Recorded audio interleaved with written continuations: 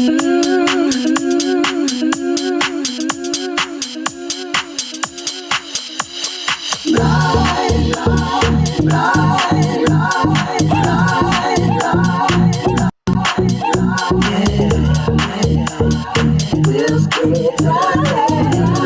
my gosh. Oh, I didn't mean to. You know what? Every time you talk over the music, it just like does that, right? Good morning. Welcome to Babz LoveTalk. I'm Babz Rawls-Ivy. Today in studio, I have my soror Kai Parrott because we are talking Juneteenth. Happy Juneteenth. Happy Juneteenth. So now Kai is here representing the New Haven Amistad Committee. And every year, they are the ones that hold the torch to remind us about Juneteenth, right? Because I've gone to a couple of events that you all have hosted. Yeah, so I think it started with the Connecticut 29th Regiment. Yes. I think they did their very first one like 4 years ago. Was that the one they had in the park or the at Criscuola Park? Okay. And then their president, Kelly Miro, contacted the Amistad Committee and asked if we'd like to collaborate with them. And of course we did. And so the last 3 years we've been working together, and each year it just gets bigger and bigger. Yes. Hey, good morning, Kelly Nero. Right? I hope she's listening. I hope she's listening. If she's not, she can always go back and listen again. And hey, Jackie Buster. I don't know if Jackie Buster is listening, but and I believe Charles Warner is going to call in because he's part of this committee too, right? Yes, he's trying to call in. He should be on any minute now. And we even have Meredith Benson, who joined our committee this year representing Planned Parenthood. I know Meredith Benson, who is the absolute salt of the earth. You have no better organizer than her. I just love her. I mean, she's so easy to work with, so creative. And she's a Martha Vineyard junkie too. Yes. So it's imperative on this committee. Mm-hmm. Mm-hmm. So I believe somebody's has just logged in. Is that you, Charles? He's muted right now, so I think Harry has to unmute. Harry, do you have to unmute him? Hey, Charles. Hello. Good morning. How are you? Good. You're gonna have to speak up just a little bit.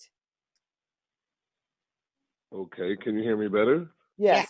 All right. So tell me, what kind of activities are y'all planning for the Juneteenth celebration this year, which takes place on Father's Day this year on the 19th. Right. Well, so let me take one little step backwards. We started planning back in September for this big, fabulous event that was going to take place at Gough Street Park.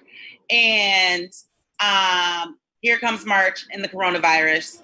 And the parks are closed. Nope, the city's not giving any permits out. And so we canceled the event out of fear of the coronavirus and wanting to protect everybody, of course. But then, as I'm just sitting at home watching the news, I realized that, shoot, this is Juneteenth. Like, we got all this stuff going on in the news with, George Floyd's murder, and people are out, protesting, and I felt like we needed to figure something out. And even if it wasn't going to be the same,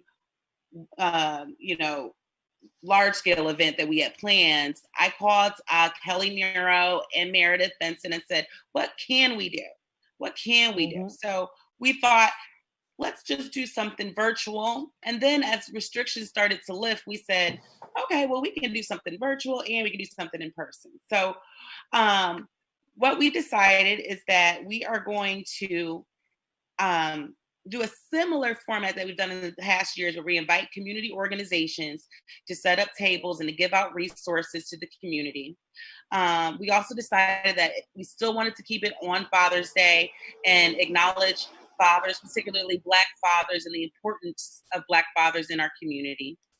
And so what we have planned so far, this is Sunday, starting at noon, we'll have a welcome from Malcolm and Madria Ellis. They'll be giving us some background, to really just set the tone for the day, the history of what Juneteenth is. And then we'll start with a grounding ceremony and libation right at 12 noon.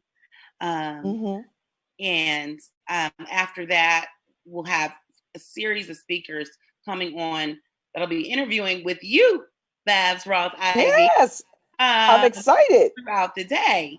And so we'll hear about voter education from Michael Jefferson, police brutality with Sun Queen of Black Lives Matter, New Haven. We have Jeffrey Fletcher, who participates every year.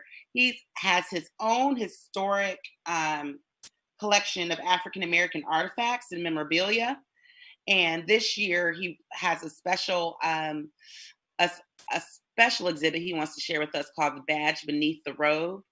I'm not exactly sure what that entails, but I'm sure we're in for a treat because every year he comes on and he brings, some amazing things. Like, for example, last year he brought an actual authentic robe or the KKK outfit from the crazy hat they wear to the, we said, how did you get that, Jeffrey Fletcher? He said, he had to pretend to be a member of the KKK and called the people up, emailed them or whatever, and they actually sent him the clothes. Can you believe that? So I'm excited to see what he has in store for us this year. We're also going to have the whole day. We'll be having our D event just to keep our spirits up throughout the day, and then we'll have Dr. Taniko Jackson. Yes. She's going to come on. You got Dr. Karen Walton. You've got a whole bunch of folks coming through. We have the Citywide Youth Coalition. Nancy Hill. That's right. Talk about racism and violence and how to help kids handle it.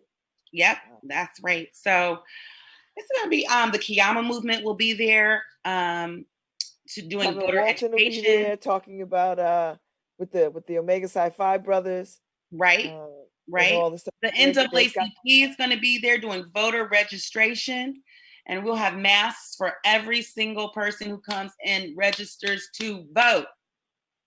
Okay? Although I understand, Kai, that y'all don't want massive amounts of people to come to this. Like, you don't want gazillion people. But you want people to come through. What we would like, we do, but we wish we could control what time people come. It would be nice if it was like a sign-up sheet, because we would like a continuous flow, because it is really important for us to keep everybody safe and to prevent the spread of the virus. So we are limiting ourselves as of yesterday to 25 people at a time. But as of today, I believe the restrictions will be lifted to 50 people at a time. And so the way we're going to do that is you come in, you register to vote or get checked, make sure you already are registered, you get your mask, and then you can go through the other tables, participate in whatever activities are there. And on their way out, they can wave at you, Babz, and keep it moving. So it's not meant to really stay too long. There are some activities for kids to do, but nothing will last more than 5-10 minutes for them to be able to complete and keep it moving. That way we can have a constant flow of people and not just gathering in one spot. I love it. So now, does this year feel a little bit different? To me, I feel like everything is blacker than normal. That Black has been elevated and heightened at the moment. Charles, do you feel that way too? I just feel so much about that these days. And I think it's because of all the protesting. I think it's because of all the statements that these organizations, particularly arts organizations, are coming out saying how, they've been negligent in their handling of race issues and race matters, and that moving forward they want to do better. So I just feel like there's a bit of a change in the air. However long it lasts, I do feel it. So do you feel it with this as you all were planning the Juneteenth? Do you feel a sense of a bigger purpose, much more purposeful than ever before? I absolutely do. What the Amistad Committee does, we do our activism through educating the community. And so we've always been prepared for moments like this because we do it all the time. but it's important to seize upon, actual events that are happening in life. And we are prepared to meet the challenge of educating people about anti-Blackness, about the contribution of African Americans to New Haven, Connecticut, and United States history. And we are also prepared to then not only just teach, but help people now. What do we do with this information? What do we do with this moment? How do we better our community and our world? And so we definitely have, I would say, not more pressure, but an added reason to want to get out there and pass information out. Mm-hmm. So before we get into a larger conversation, tell people what Juneteenth is so that people really have a good understanding. Well, it all centers around the Civil War and America's great divide over the issue of having Black people as legally enslaved, a legally enslaved labor force. When the Southern states seceded from the United States, the way that we as United States could really hit the Confederacy was to take their workforce and their money, which was their slave labor. And so Abraham Lincoln, not because he wanted to, he thought it was morally correct to free the slaves, but really in order to punish the South for leaving the Union, he freed their slaves with the Emancipation Proclamation in 1863.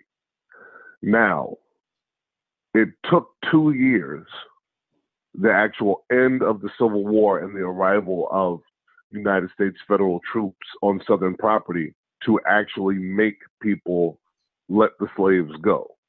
So in June of 1865, which was the last year of the Civil War, General Gordon Granger made his way to Galveston, Texas, finally, which was like, a far outpost of the Confederacy, and read the federal announcement that all the slaves must be freed. And so Juneteenth, June 19th, 1865, we celebrate Juneteenth in recognition of those, I suppose it would be like some of the last group of slaves to find out that they were freed. And that took place in Galveston. And so it's known as Freedom Day and Jubilee Day, but it was a exciting day because these people finally found out. Liberation. I saw that. Cell Liberation Day. I saw that somewhere posted too. I thought that pretty cool. Yes.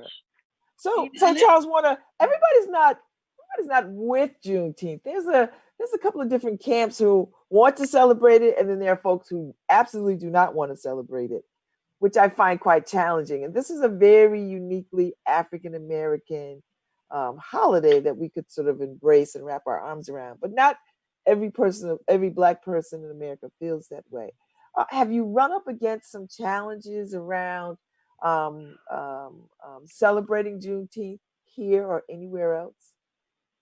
I haven't heard anyone say that they had a problem with celebrating Juneteenth, but I could understand the sentiment. And I think this is probably part of the problem why we're facing this new civil rights movement again now. Sometimes we like to present ourselves as being so far past our traumatic moments, so far past moments that are hurtful and destructive, and sometimes it could be embarrassing. Like, the trauma of it is embarrassing, and I find that there are African Americans who like to separate themselves from the experience of slavery in the United States. But acknowledging that does not make one a slave, or does not limit our existence to only United States slavery, but surely is a marked experience for us as a group in this country. Yes, we are much more than the slave experience here in the United States, but we should also never let people forget the kind of the extreme violence and the torture that we went through as a people. And so it's not anything that we should separate ourselves from. It's definitely something we should celebrate and hold people accountable for it. I think African Americans have a hard time. We always had to make our existence palatable to other people, especially to white people. And now we have a moment to not have to do that. We can talk about ourselves. The spotlight is on us. It is okay. We deserve it. Our history deserves it. And so we should definitely celebrate Juneteenth and make everyone remember the kind of man's inhumanity to man that is possible, because we lived it. Mm-hmm.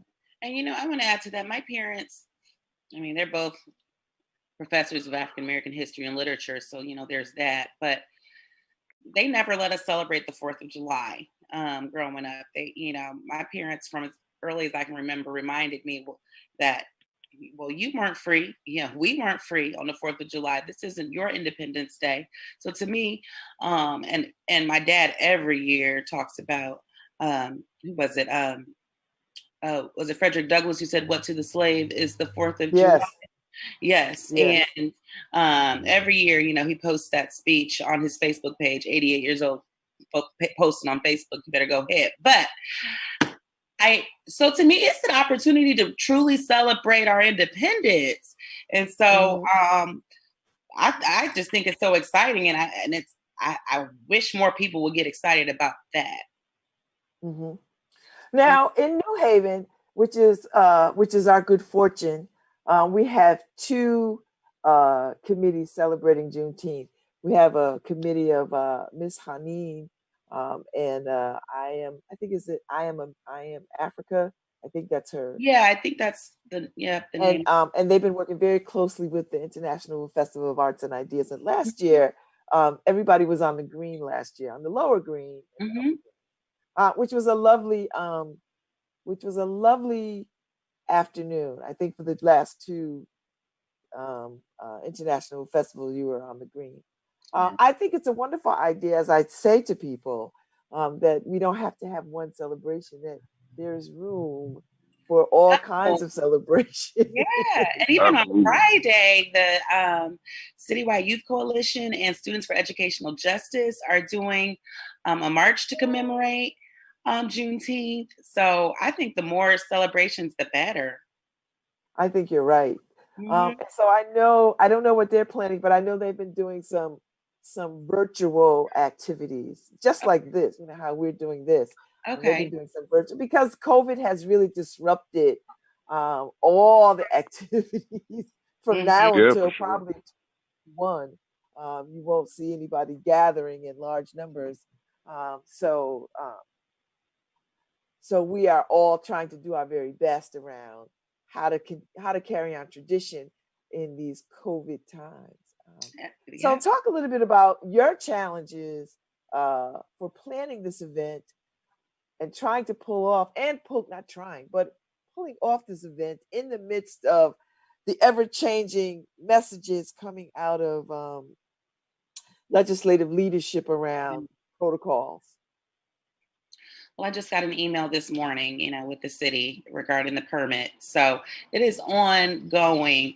We thought we didn't need a permit, for example, because we're using one of our committee members' homes. So for those folks who know where 205 to 207 Ivy Street is, not far from you, Babz, so I hear. Right, it's the Ivy Narrows. The Ivy Narrows, which is like the next 2 blocks down from here, 3 blocks down.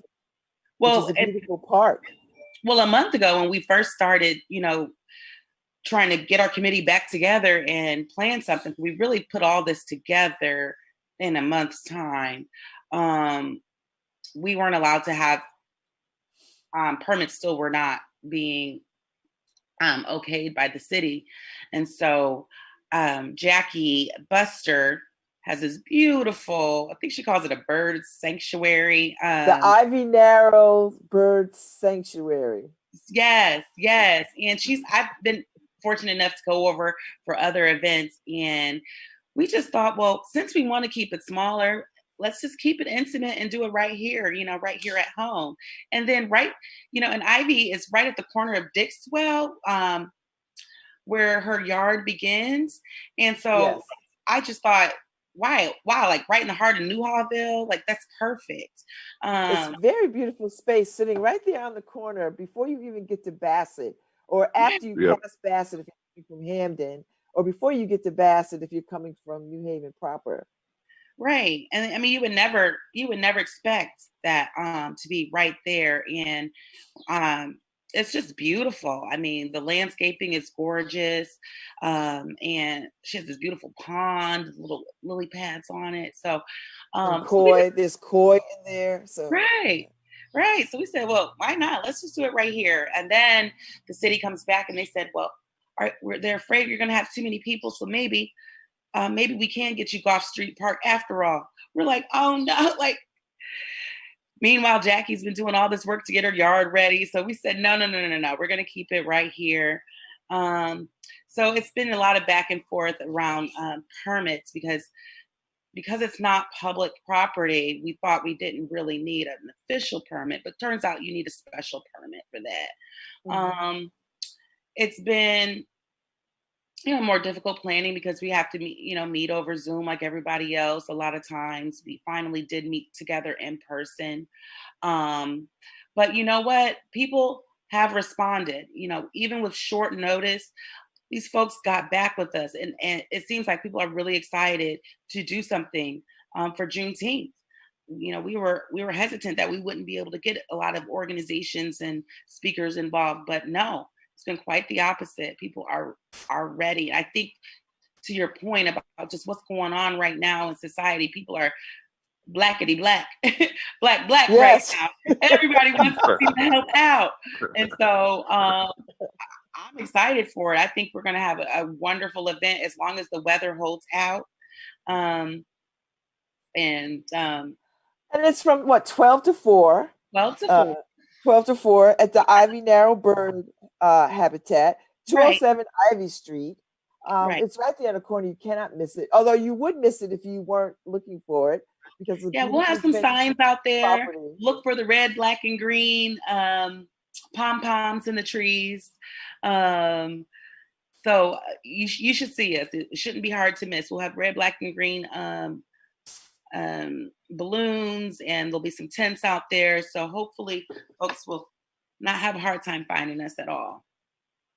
So now, when you were planning this, did you have a theme in mind? Although I think a theme probably rises up in the midst of everything that we are hearing and experiencing right now.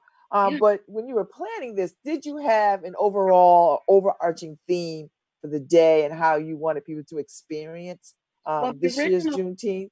Yes. So the original theme was freedom and fathers.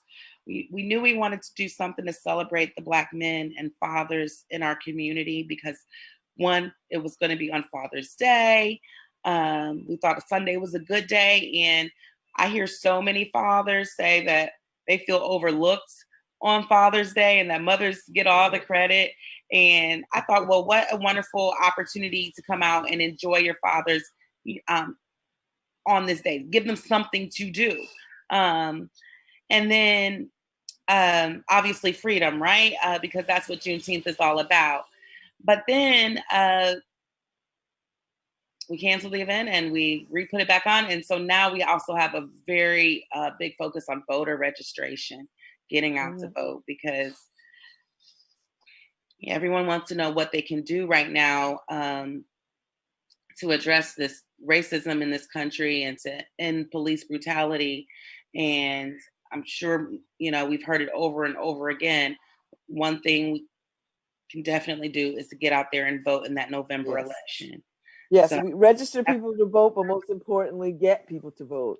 Right. We do a good job of getting people, which I think, I don't think people can fault Black people for not voting, because I think we vote more than anybody else on the planet, right? Like, I think Black people get to the polls. I think now we are just reinforcing get to the polls, like bring everybody to the polls, like. Right.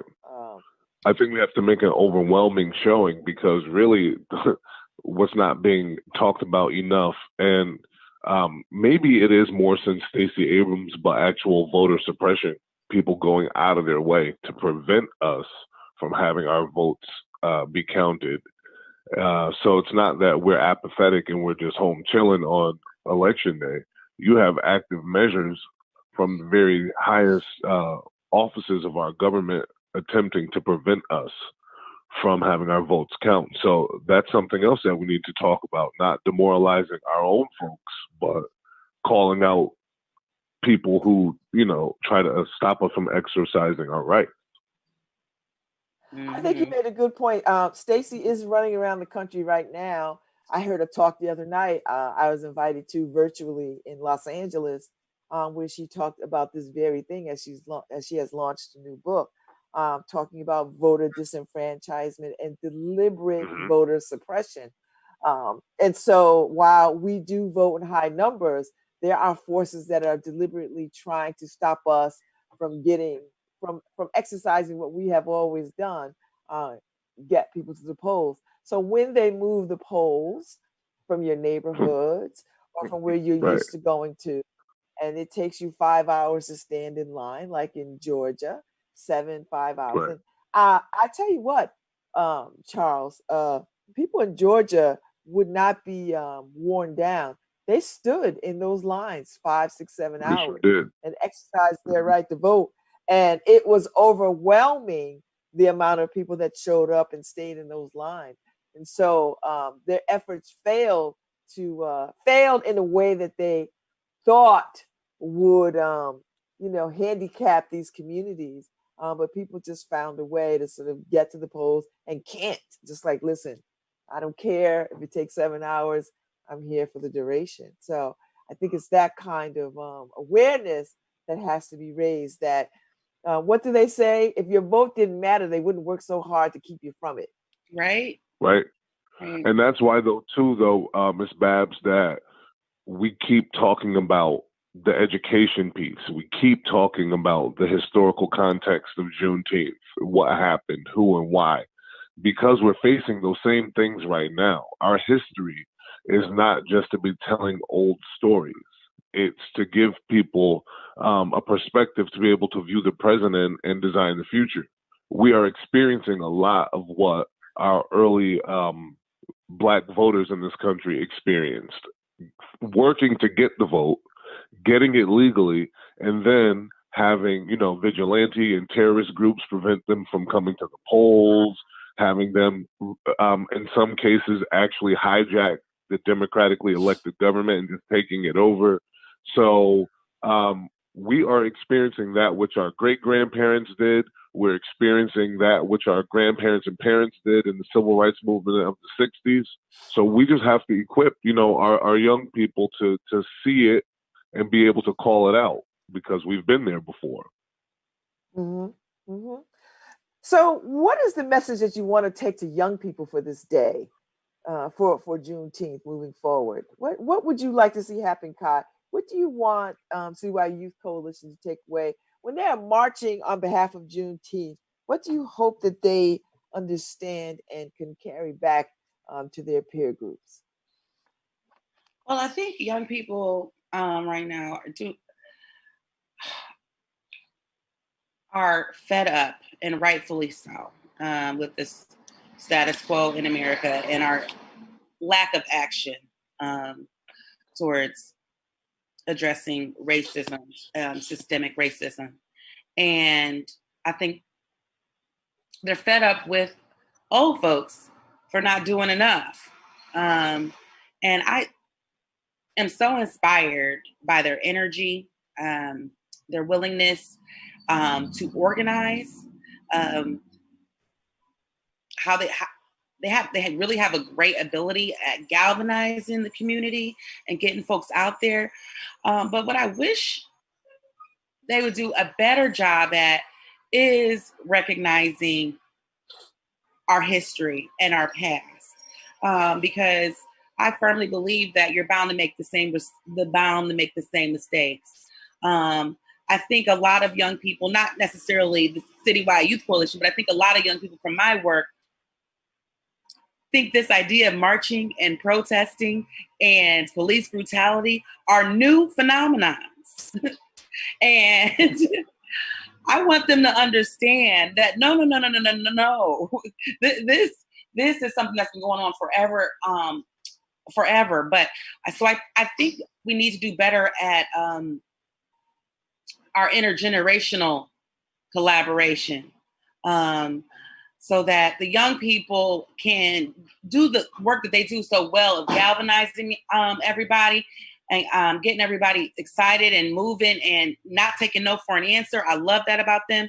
But at the same time, respecting the stories and of their elders and the history, so that they're more informed moving forward in how they, go about, changing legislation and what have you.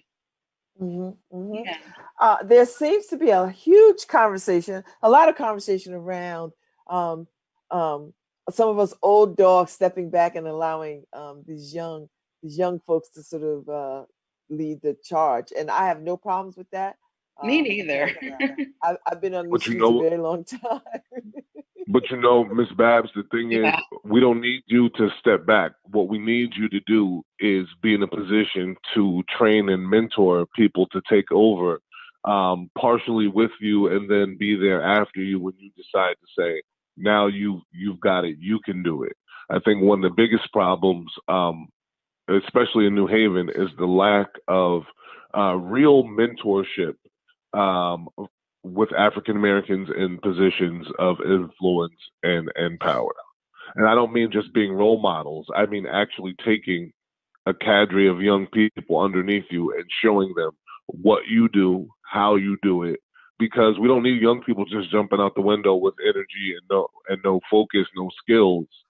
So we don't need the older generation to just step away, but to be there to actively guide and then step back.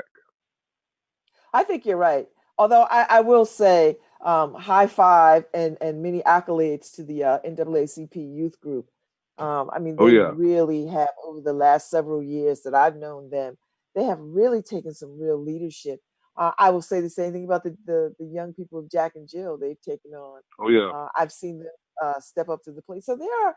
I mean, I know that our sorority, the young sisters that come through the gyms and the Betty Shabazz programs. That's the Academy gyms. Mm-hmm. Yes, yes. They've stepped up and have really. But I think more is needed. I mean, I think the Citywide Youth Coalition. So I think young people are really serving us some energy that is much needed. I am quite moved when I saw those young people take over that. Me too. That highway the other day. I mean, I was quite moved by that, And the young woman said, people were like saying it's not safe, and she's like, "Well, I'm not safe.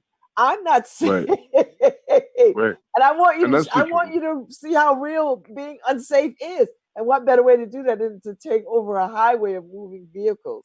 So I thought that was pretty powerful. Yeah, I appreciate their impatience. That's what I really appreciate about them. They want change and they want it now. Where I feel like it's always the right time to agitate. Mm-hmm. Yeah.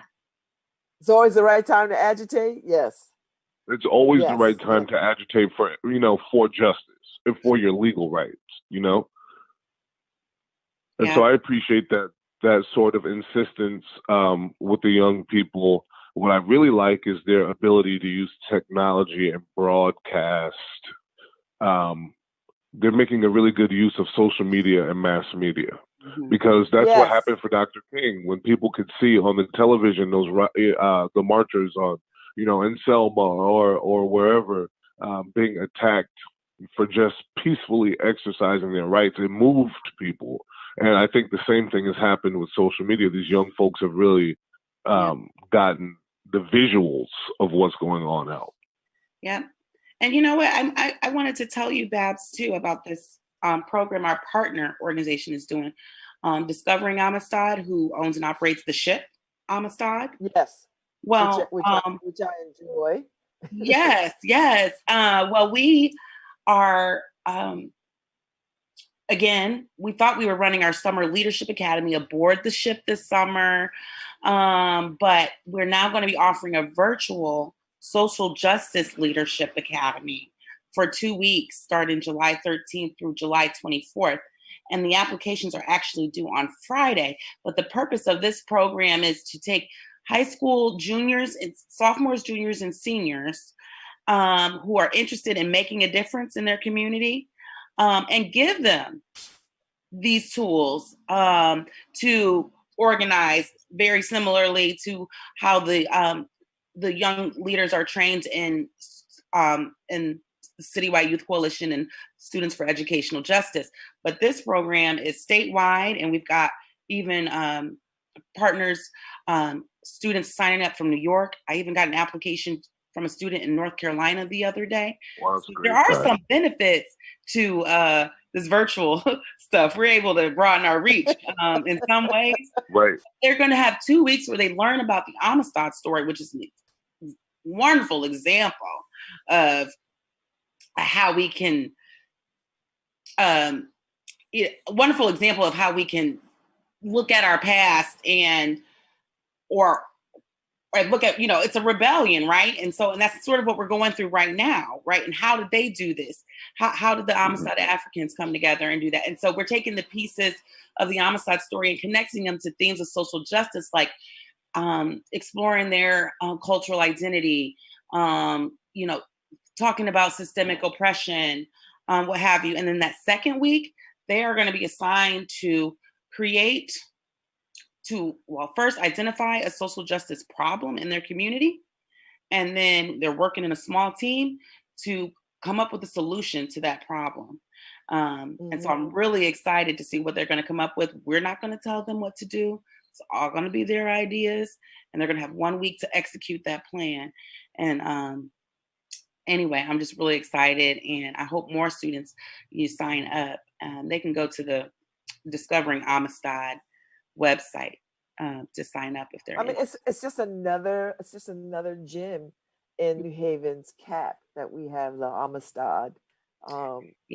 Here, this rebuild. And Ms. Babz, proud to say that all the partners in the Juneteenth event are also representatives of the Connecticut Freedom Trail Commission.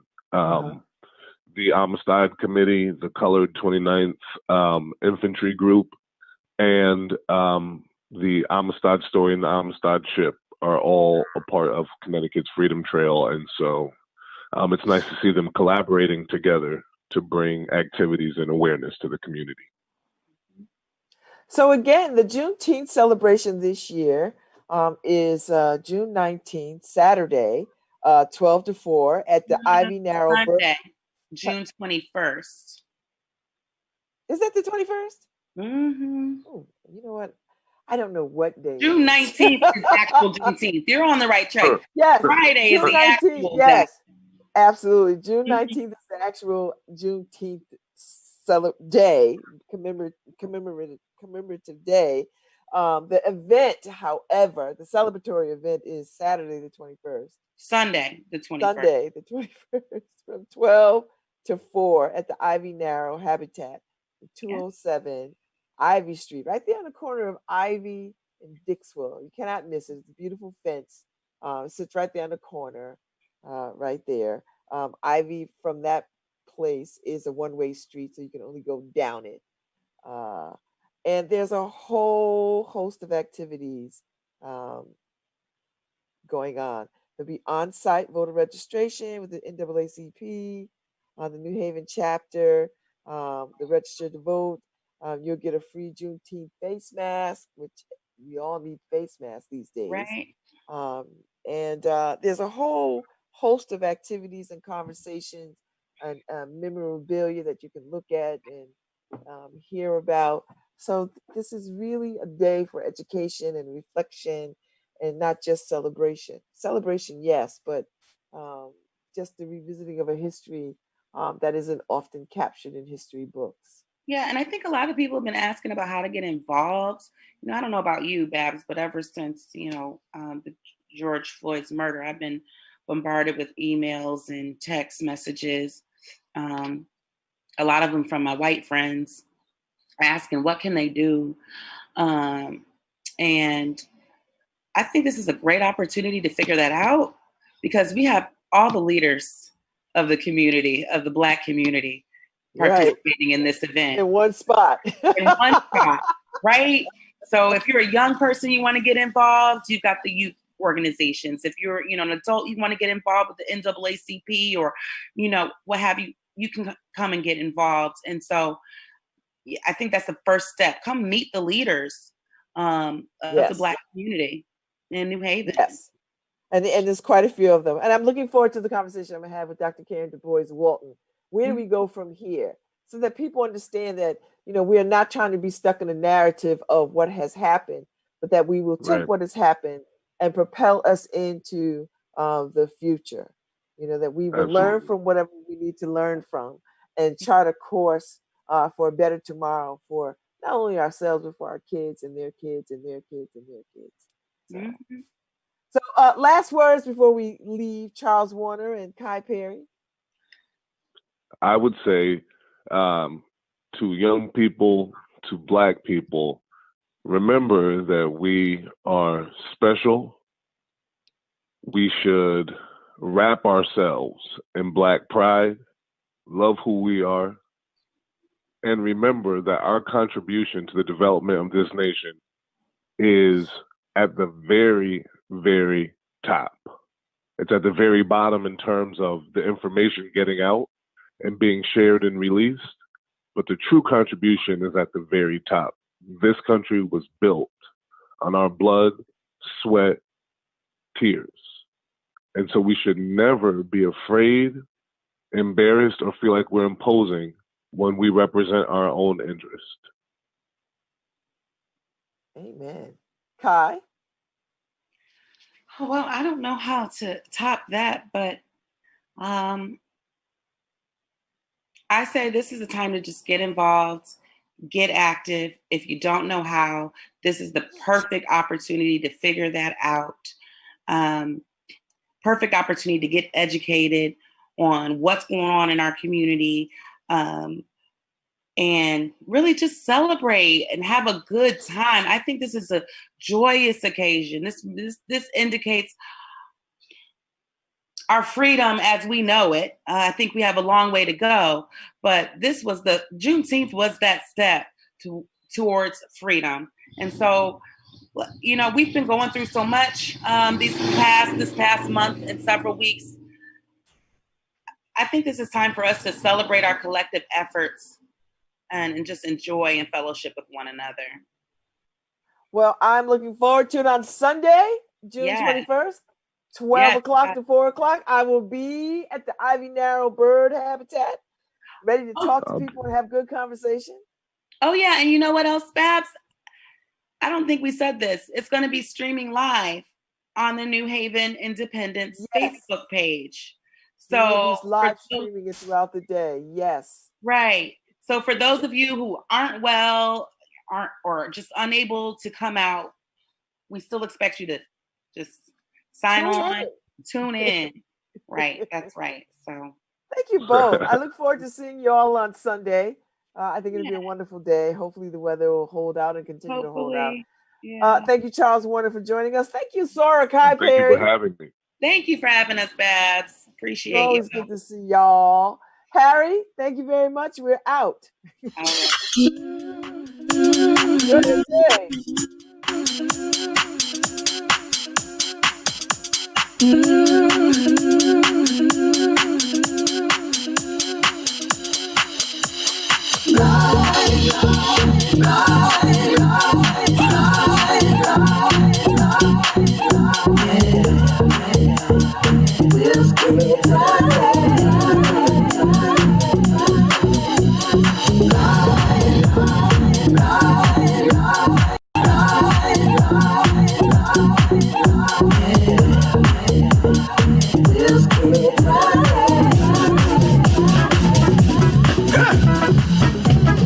No, we need it so bad.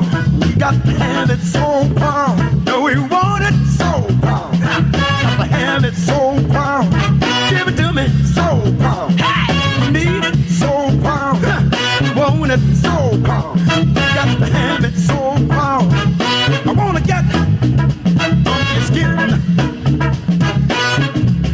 If I get there, I've got to win.